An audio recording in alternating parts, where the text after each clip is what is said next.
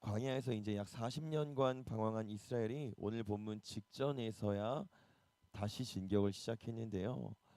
근데 여기에는 아주 특별한 점이 하나 있습니다. 이제 출애굽을 직접 경험했던 그 유월절을 경험했던 출애굽 1세대들은 다 죽었고 이제 없는 상황이에요. 여호수아와 갈렙 그리고 모세를 제외한 모든 1세대들은 다 죽었습니다. 신명기가 이에 대해서 기록을 하는데요. 우리 신명기 2장 14절 같이 보겠습니다. 시작. 가데스 바네아에서 떠나 세레 시내를 건너기까지 38년 동안이라. 이때에는 그 시대의 모든 군인들이 여호와께서 그들에게 맹세하신 대로 진영 중에서 다 멸망하였나니. 아멘. 이제 이스라엘 출애굽 1세대는 다 죽었고요. 완전히 새로운 이스라엘인 거예요. 이들은 이제 출애굽을 잘 알지도 못하는 세대들이고 출애굽에 대한 기억도 거의 없는 세대들. 그리고 광야의 그 많은 수많은 기적들, 저주들, 심판들에 대한 기억도 그렇게까지 선명하지는 않은 약간은 어린 세대들, 그들이 이제 새로운 이스라엘이 된 겁니다. 이제 두 번째 세대들은 첫 세대와 뭔가 달라도 다르겠죠. 이제 완전히 새로운 세대이기 때문에 이들이 더 긍정적으로 변했든 아니면 더 부정적으로 변했든 이전 세대와는 분명히 다를 거예요. 그리고 오늘 본문이 이렇게 시작합니다. 이스라엘 자손이 또 길을 떠났다. 여러분 여기 또라는 말을 잘 보셔야 되는데요. 또 다시 길을 떠나는데 지금 떠나는 길은 이번에 떠나는 길은 이 뉘앙스는 지금까지 이스라엘 백성들이 길을 떠난 것과는 조금은 달라요. 오늘 본문 이전에 이 새로운 세대들이 이방인들과 전쟁을 하는 장면이 나오는데요. 이제 아모리 족속들과의 싸움인데 단순히 몇 개의 전투에서 이긴 정도가 아니라 게릴라를 이긴 정도가 아니라 완전히 아모리 백성들을 진멸해 버렸어요. 그러니까 이 말은 이전에 그 땅의 주인이었던 아모리 백성들을 다 몰아내고 그곳에 거주할 수 있을 정도로 이제 완전히 그 땅을 점령했다는 겁니다. 그러니까 한마디로 이제 이스라엘은 40년의 광야 생활, 40년의 떠돌이 생활을 끝낼 계기가 처음으로 마련된 거예요. 이제 더 이상 떠돌아다니지 않아도 된다는 겁니다. 거주할 만한 땅을 차지한 거예요. 그리고 이 땅은 거주하기에도 굉장히 괜찮은 땅이었습니다. 여러분 만약에 여러분이라면 어떻게 하시겠어요? 계속 길을 떠나실 건가요? 아니면 이제 정착하실 건가요? 우린 이걸 결정하기 전에 다시 한번 지금 이스라엘 백성들이 두 번째 세대, 이 세대들이라는 걸 꼭 기억하셔야 됩니다. 지금 여기서 제일 나이가 많은 사람, 그래도 광야를 어른들과 함께 어느 정도 경험한 사람의 나이가 60살 정도인데요. 그들이 한 17살쯤에 애굽에서 나와서 떠돌이 생활을 시작했어요. 그러니까 지금 남아있는 이스라엘 세대의 대부분은 내 집 짓고 살아본 경험이 없는 세대들입니다. 정착해서 살아본 경험이 거의 없는 세대들이라는 거예요. 이 사람들이 지금 처음으로 자기가 거주할 만한 땅을 차지한 거예요. 그러니까 얼마나 감격스럽겠어요. 이제 새로 차지한 아모리 땅에 집 짓고 산다고 해도 아무도 뭐라고 할 수 있는 사람은 없을 거라는 거죠. 그럼 평생 전세 살다가 월세 살다가 간신히 이제 내 집 마련하고 들어가 살겠다는데 누가 뭐라고 하겠어요. 이제 고생 끝, 행복 시작인 거죠. 근데 본문의 시작이 그래서 다시 보면 그래서 잘 이해가 안 되는 거예요. 우리 본문 1절을 다시 한번 보겠습니다. 시작. 이스라엘 자손이 또 길을 떠나 모압 평지에 진을 쳤으니 요단 건너편 곧 여리고 맞은편이더라. 아멘. 분명히 거주할 만한 정착지를 차지했는데 또 어떻게 했다고요? 길을 떠났대요. 모압 평지에 다시 텐트를 치고 진을 쳤습니다. 이제 광야 생활 안 해도 되는데 또 길을 떠났대요. 여러분 이전에 지금은 다 죽어버린 그 1세대들은 왜 애굽에서 나와서 탈출했죠? 왜 애굽을 떠났죠? 애굽에 사는 게 너무 힘들었잖아요. 저 가나안을 가면 땅을 차지하면 행복해질 거라고 생각했기 때문에 과감히 그들의 인생을 다 걸고 광야로 뛰쳐나간 거예요. 근데 지금 이 세대는 상황이 좀 다릅니다. 이미 땅을 차지했어요. 그 땅은 좋은 땅이에요. 정착할 만합니다. 떠날 이유가 하나도 없어요. 그럼에도 불구하고 떠났다. 지금 성경이 말하는 겁니다. 그럼 질문이 생기죠. 왜 떠났을까요? 대답은 너무너무 간단해요. 하나님의 명령 때문에. 근데 대답은 간단한데 결코 쉬운 대답은 아니잖아요. 우리가 보통 꿈꾸는 삶은 정착하는 삶이지 떠돌아다니는 삶은 아니에요. 제가 아까 전세 이야기를 드렸었는데 집이 없는 사람들은요 2년마다 고통이에요. 보통 2년에 한 번씩 계약을 연장하죠. 계약이 연장되지 않으면 어떡하지? 또 이사를 가야 되나? 이사 비용은 또 어떻게 해야 되지? 많은 사람들이 하는 고민이잖아요. 건강의 문제도 마찬가지예요. 지병이 있는 사람은 작은 증상 하나만 몸에 딱 와도 늘 불안합니다. 병에 매이지 않고 건강한 상태로 정착하고 싶어 해요. 나이가 점점 차는 청년들은 빨리 결혼해서 한 남자에게, 한 여자에게 정착하고 싶어 하죠. 그럼 우리가 이 땅을 살면서 부딪히는 문제는 거의 온통 이 문제예요. 정착의 문제입니다. 그래서 자연스럽게 이 정착의 문제가 우리 인생의 보물이 되어 버렸어요. 심지어 여기에 맞춰서 이제 우리의 신앙을 만들어내기도 하는데요. 하나님이 내 집을 주시면 하나님 살아계십니다. 사방에 간증하는데 나에게 병을 주시면 하나님이 살아계심을 절대 간증하지 않아요. 그러니까 정착한 사람들은 간증하는데 그렇지 못한 사람들은 절대 간증하지 않아요. 그리고 이게 1세대 이스라엘 백성들이 가졌던 신앙이었습니다. 1세대 이스라엘은요 분명히 하나님을 알았고 하나님을 의지했던 민족들이었어요. 이건 사실인데요. 근데 그들이 하나님을 믿었던 방식은 그저 나에게 정착지를 주시는 하나님 이거였던 거예요. 그래서 생긴 문제가 그들의 생각에 정착지가 없으면 가나안에 들어가지 못할 것만 같은 상황이 생기면 아무런 거리낌 없이 서슴없이 신앙을 버렸던 겁니다. 모세가 시내산에 올라가서 도무지 내려올 기미가 안 보이니까 과감하게 어떻게 했죠? 곧바로 금송아지를 만들었잖아요. 자신들을 정착지로 보내줄 다른 존재가 필요해서 그렇게 했던 거예요. 근데 오늘 이 세대는 또 길을 떠났대요. 여러분 이 결정은요 정착을 포기한 결정이었어요. 이들의 선조가 이들의 부모 세대가 평생의 목표로 삼았고 그리고 실제로 많은 사람들이 평생의 보물로 삼았던 걸 과감하게 포기하는 장면입니다. 지금 이 2세대 이스라엘 백성들을 움직이게 한 건요 정착하고자 한 욕심이 아니고 단 한 가지예요. 하나님의 명령에 따른 그 소명이었다는 겁니다. 여러분 이 어마어마한 차이를 기억하셔야 돼요.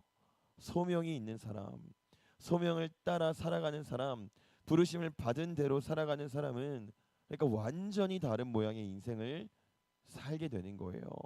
모든 사람들이 정착지를 얻어보겠다고 살아갈 때에 얻은 정착지도 과감하게 포기하는 모습을 지금 보여주고 있잖아요. 모든 사람들이 간절히 소망하는 그 보물을 과감히 폐기 처분할 수 있는 겁니다. 우리 3절 한번 보겠습니다. 3절입니다. 시작.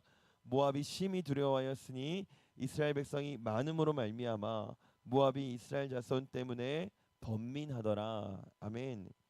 지금 이스라엘이요 전에 없던 진격, 지금 진격을 보고 옆에 있던 모압 백성들, 모압 민족들이 심히 두려워했대요.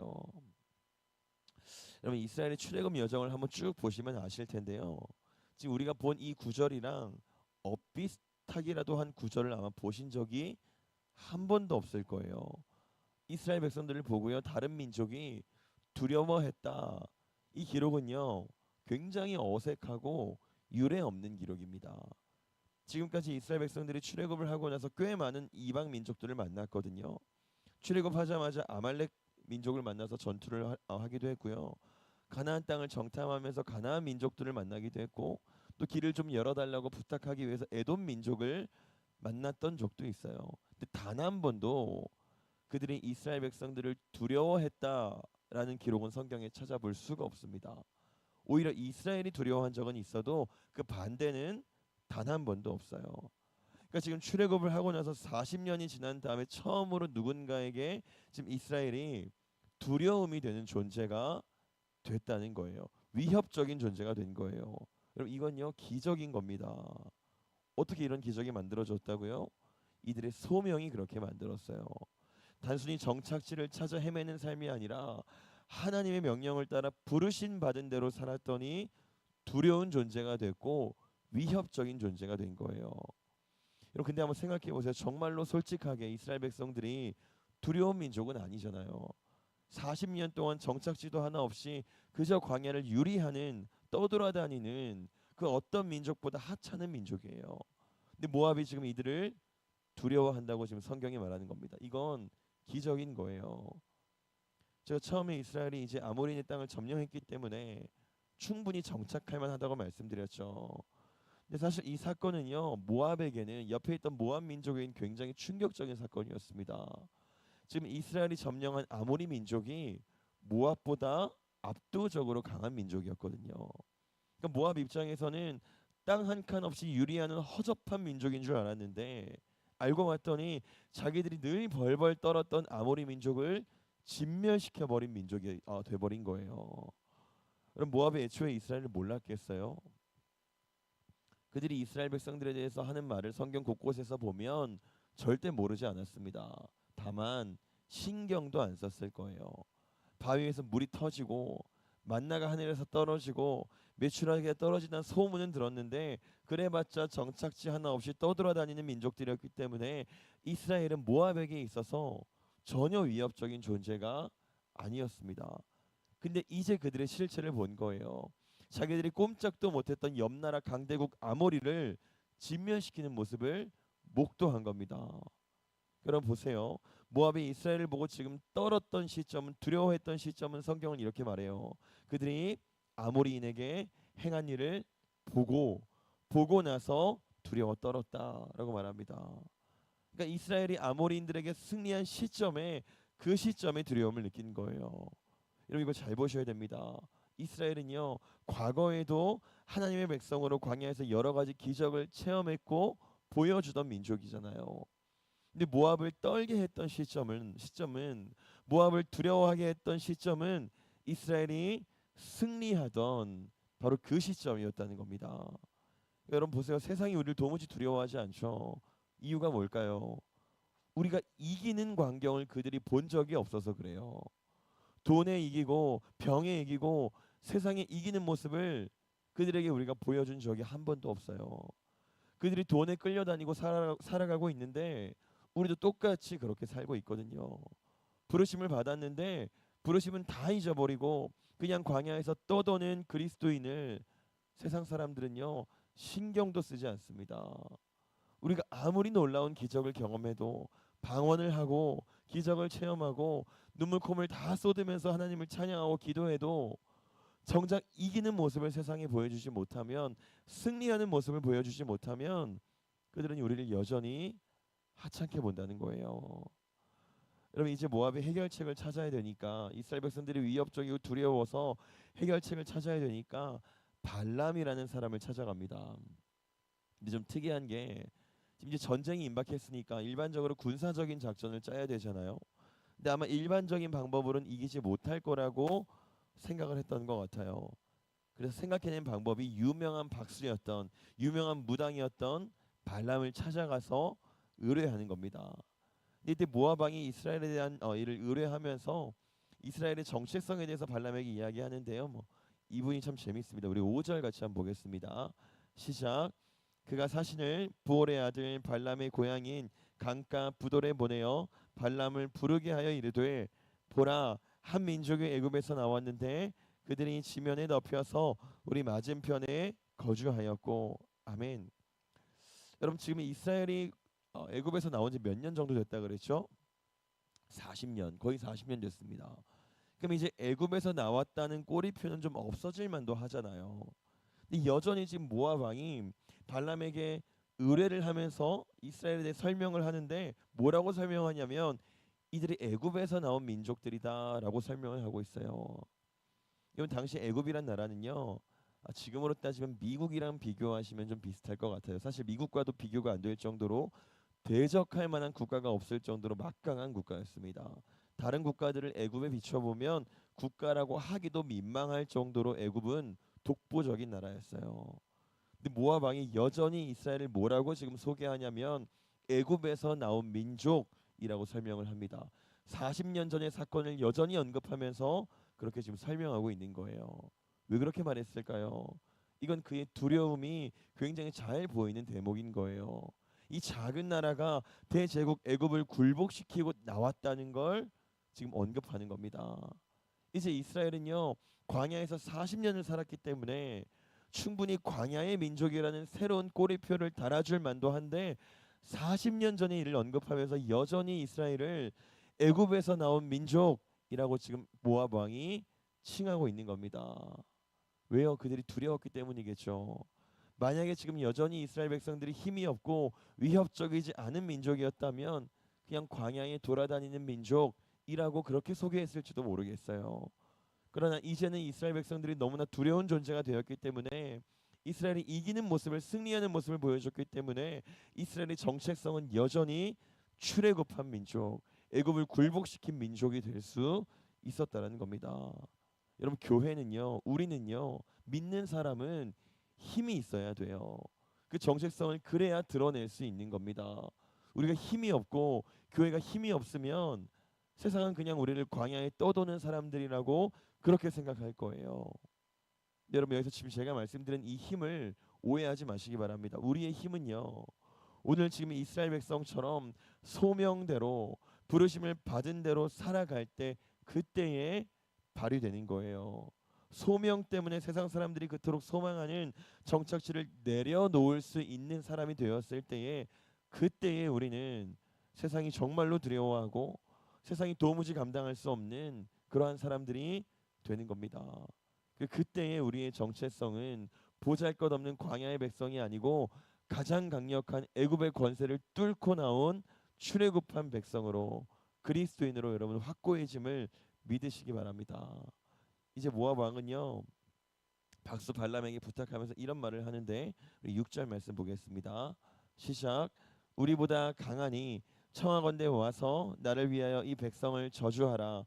내가 혹 그들을 쳐서 이겨 이 땅에서 몰아내리라. 그대가 복을 비는 자는 복을 받고 저주하는 자는 저주를 받을 줄을 내가 알미니라.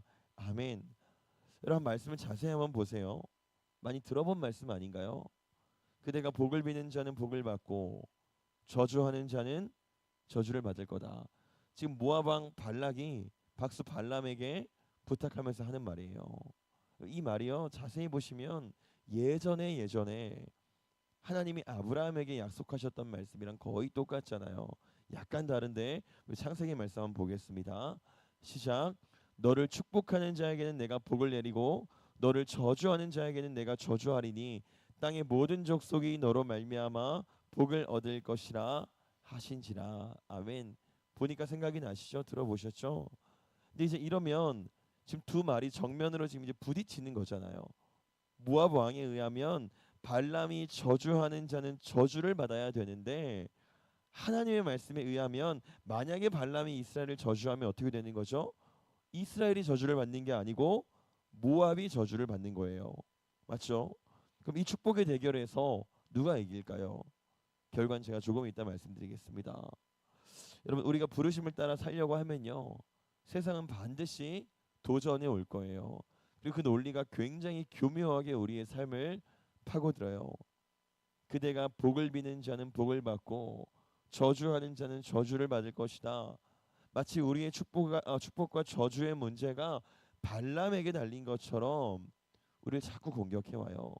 우리를 살리는 문제가 세상의 유력한 자들에게 달린 것처럼, 그러니까 세상에 달린 것처럼 우리의 삶에 교묘하게 파고든다는 겁니다. 그래서 세상의 요구에 충실하지 않으면, 특별히 우리가 오늘 계속 언급한 정착하는 문제에 충실하지 않으면 우리가 광야의 떠돌이로 살게 될 것처럼 위협한다는 거예요. 근데 여러분, 이건 하나님의 말이 아니고요, 발락의 말이에요. 모압 왕 발락의 말입니다. 발락이 발람에게 했던 말이에요. 그러니까 우리 삶의 문제가 발람한테 달려 있다고, 세상의 논리에 달려 있다고 말하는 건 세상이 하는 말이에요. 근데 우린 다른 말을 들었잖아요. 너를 축복하는 자는 내가 축복하겠고 너를 저주하는 자는 내가 저주할 것이다. 발람과 발락이 아니라 세상이 아니라 우리한테 달려 있는 겁니다. 좀 더 정확하게는 우리와 함께 하시는 하나님께 달려 있다는 거예요. 세상이 우리를 결정하는 게 아니고 오히려 우리로 말미암아 세상이 결정되는 거예요. 그럼 제가 아까 발락과 하나님의 말이 부딪힌다고 말씀드렸죠.